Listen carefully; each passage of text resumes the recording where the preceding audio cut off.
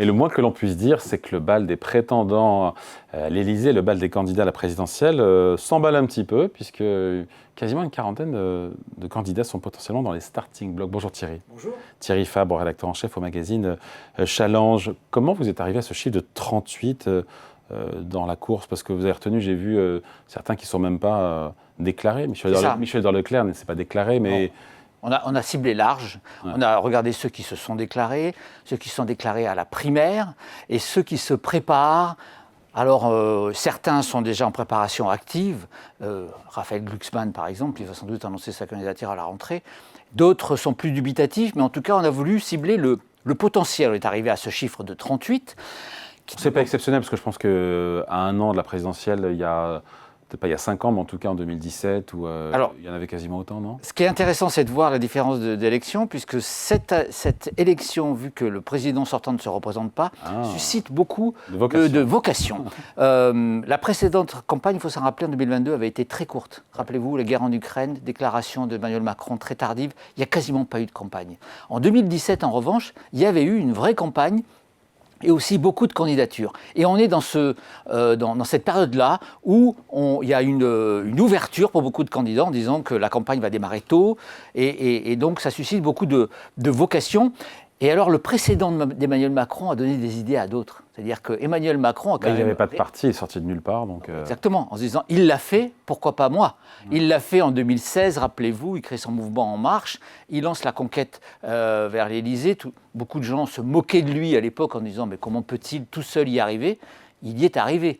Donc beaucoup se disent que voilà, l'homme... providentiel qui arrive sorti de nulle part peut peut-être y arriver, ce qui fait qu'on est il y a une véritable inflation de candidatures, avec parfois ça suscite même beaucoup de ricanements, certains. Et pourquoi se déclarer? À quoi ça sert? Qui ricane de qui? On démarre le papier sur Karim Bouambrane, le maire de PS, qui a annoncé sa candidature, de maire de Saint-Ouen. Bon, mais ça fait la 4e ou 5e candidature à gauche. C'est-à-dire que les gens se disent, mais pourquoi faire ça, pour certains, ça n'a pas beaucoup de sens. Mais bon, il y a quand même, on a essayé, nous, d'analyser le mouvement de fond. Alors pourquoi cette prolifération de candidatures à l'Élysée? Voilà, le mouvement de fond, c'est quand même la faiblesse des partis politiques. Ça, c'est intéressant à avoir en tête. Un rôle de filtre. Non, mais auparavant, il y avait des partis structurés, il y avait un chef qui était désigné et qui, naturellement, allait essayer d'aller à l'Élysée. Là, actuellement, il se passe quoi? Vous avez des partis solides, organisés, c'est plutôt aux extrêmes. RN et LFI, où là, le chef est désigné. En revanche, pour les autres, c'est un peu la foire. Exemple, le PS, c'est-à-dire qu'on voit bien qu'Olivier Faure ne tient pas le parti, et donc ça suscite beaucoup de candidatures parce que justement les prétendants profitent de cette faiblesse. À l'époque de François Mitterrand, il y avait un chef et donc c'était tenu. Et là, les partis aujourd'hui ne sont pas tenus. Ça révèle de leur vraiment affaiblissement. Là, on parle PS, et LR, absolument. Surtout PS et LR notamment, puisqu'il y a aussi beaucoup de candidatures potentielles dans la droite républicaine. Et donc, il faut avoir en tête, ça c'est un mouvement important, politique important, les partis se sont affaiblis. Emmanuel Macron en avait profité en 2017. Je me souviens, il avait déclaré « les partis sont des astres morts ». Et donc, il avait réussi en surfant sur cette grande faiblesse. Depuis, rien ne s'est reconstruit, sauf aux extrêmes. On voit bien que les partis restent faibles, sauf aux extrêmes où vous avez LFI et RN, là, qui se sont vraiment structurés. Le rôle des réseaux sociaux, est-ce qu'ils y sont aussi pour quelque chose? Alors ça, beaucoup nous l'ont dit. C'est le buzz des réseaux sociaux. Chacun peut avoir son quart d'heure de gloire. C'est ça qui est extraordinaire. C'est que des gens assez inconnus annoncent leur candidature et donc on leur buzz sur les réseaux sociaux. Beaucoup analysent ça comme un peu un dérapage de notre système médiatique actuel qui fait qu'on s'offre un coup de buzz. C'est un peu pathétique, mais je pense que c'est réel pour une partie des candidatures.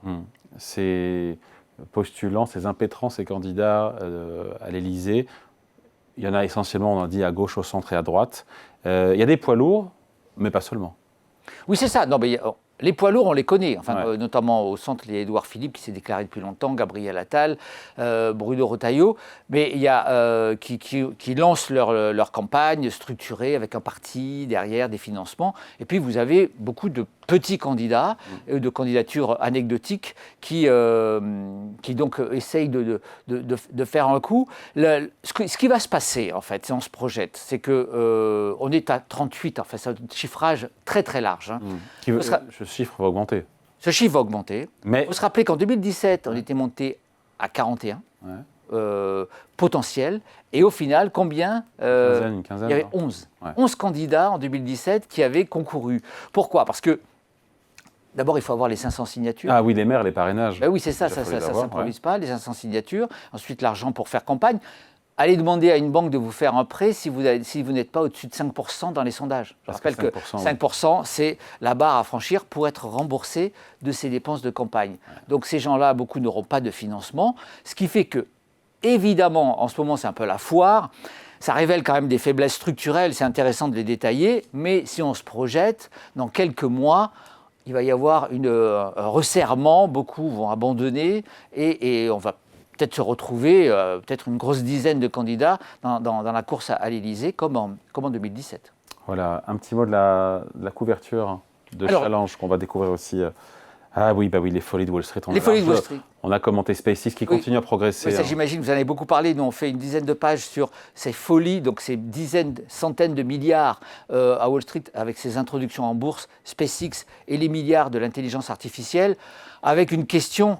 C'est-à-dire que c'est intéressant de décrire le phénomène aux États-Unis, mais ça montre la faiblesse de l'Europe. Ces milliards vont aux États-Unis et pas en Europe. Donc c'est un dossier d'une dizaine de pages dans Challenge. Voilà, je tenais à vous remercier pour toutes ces années. Vous êtes venu dans l'émission Thierry Fabre, puisque vous allez quitter bientôt. Bientôt, je quitte Challenge pour de nouvelles aventures. Voilà, mais on se reverra dans le cadre de ces nouvelles aventures. Absolument.